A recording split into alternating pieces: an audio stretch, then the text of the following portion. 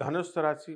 ఈ ధనుస్సు రాశి వారికి ఈ యొక్క మార్చి 2025 సంవత్సరానికి గాను ప్రొఫెసర్ డాక్టర్ ముల్లపూడి సత్యనారాయణమూర్తి నేను మాస్టర్ రాశి ఫలితాలు చెప్తున్నాను.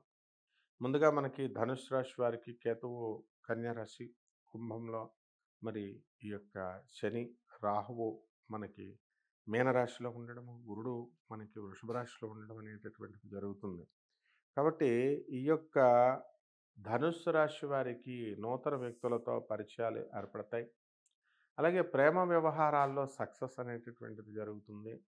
ప్రేమ వ్యవహారాల్లో ఎలూప్‌మెంట్స్ అనేటటువంటివి అంటే లేచిపోవడాలు ఇలాంటివన్నీ గూడా ఈ ధనుస్సు రాశిలో అధికంగా ఉంటాయి. కాబట్టి విద్యార్థులు మీరు మీరు ప్రేమలు గాని, ఇలాంటి వ్యవహారాలు గాని కనుక ఉంటే సొంత నిర్ణయాలు తీసుకోకుండా మీ యొక్క తల్లిదండ్రులకి చెప్పేటటువంటి బాధ్యతను మీరు తీసుకోవాలి. అలాగే ఈ యొక్క మీన రాశి వారికి చక్కగా ఈ యొక్క ధనుస్సు రాశి వారికి మనం విద్యార్థుల్లో కాస్త చదువు వెనకబడుతూ ఉంటుంది. ఇంకా విశ్వవిద్యాలయాలకి మనము విదేశాలకు వెళ్ళి చదవాలనుకునేటటువంటి వాళ్ళకి ఒక ఛాలెంజ్‌గానే ఉంటుందన్నమాట. అలాగే ట్రంపు కఠినతరం చేయడము, ఈ రూల్స్ ఇవన్నీ గూడా ఒక కారణమైతే జ్యోతిషపరంగానే అలాంటి ట్రంప్ గెలవడం అనేటటువంటిది జరుగుతుంది. అందుకనే అతని ద్వారా మనం వెళ్ళాలనుకునేటటువంటి దేశాలకి మనము అడ్డంకిగా మారడము, వెళ్ళలేకపోవడము అనేటటువంటిది జరుగుతుంది. కాబట్టి ఈ యొక్క ధనుస్సు రాశి వారు కోర్టు కేసులుంటాయండి. ఆ కోర్టు కేసుల్లో వీళ్ళకి అనుకూలంగా మరి ఫలితాలనేటటువంటివి రావడం జరుగుతాయి. అదేవిధంగా ఈ యొక్క ధనుస్సు రాశి వారికి వ్యవసాయంలో కానీ, కమిషన్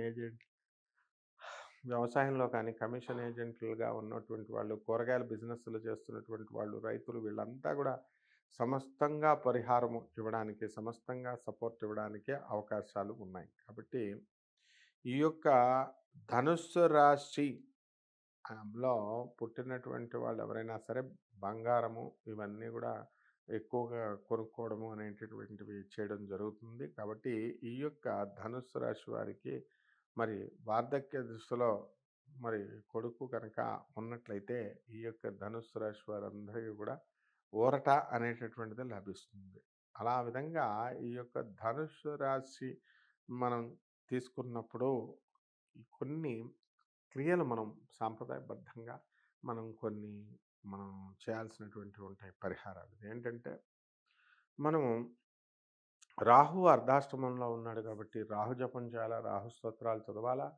రాహువుకి కిలోంపావు మినుముల్ని ఆవు పేడ రంగు ఉన్నటువంటి వస్త్రాలనిచ్చి పేద బ్రాహ్మణికి శనివారం నాడు ఉదయం 8 గంటలకి దానం చేయాలా. అలాగే తంత్ర జ్యోతిష ప్రకారము మనకి ఈ యొక్క ధనుస్సు రాశి వారు చేసుకోవాల్సినటువంటి ఏమిటంటే రావి చెట్టు ఆకుల్ని తీసుకొని దానిపైన శ్రీరామ అనేటటువంటి అక్షరాలను రాసి శివలింగం పైన ఓం నమస్తే అస్తు భగవన్ విశ్వేశ్వరాయ మహాదేవాయ త్ర్యంబకాయ త్రిపురాం కర్తకాయ త్రిపురాంతకాయ త్రికాగ్నికాలాయ కాలాగ్నిరుద్రాయ నీలకంఠాయ మృత్యుంజయాయ సర్వేశ్వరాయ నమః అంటూ మీరు ఈ శ్రీరామ అని రాసినటువంటి దాన్ని పరమేశ్వరుని యొక్క లింగం పైన కనుక శివలింగం మీద మీరు పెట్టినట్లయితే అద్భుతమైనటువంటి ఫలితము మనకి లభించడం అనేటటువంటిది జరుగుతుంది.